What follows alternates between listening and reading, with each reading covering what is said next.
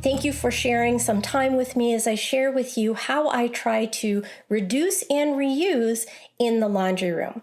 First, to reduce the amount of dryer sheets that I use wool dryer balls. So here I have 4 balls that came in this pack, and you can use them many, many times over so that you're in reusing them, reducing the amount of waste you produce with dryer sheets.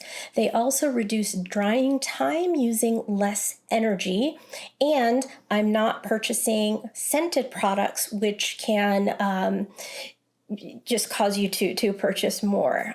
Trying to be a conscious consumer, I also want to pay attention to the amount of product packaging that I'm buying. I also switched to fabric soap sheets.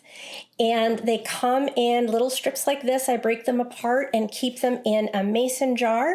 And they sit in my laundry room, and you'll notice this little recyclable cardboard package is a lot easier to recycle than those big, huge, heavy plastic tubs. I hope these tips were helpful, at least until I can figure out a way to reduce the amount of time I spend folding and putting those clothes away. Thanks.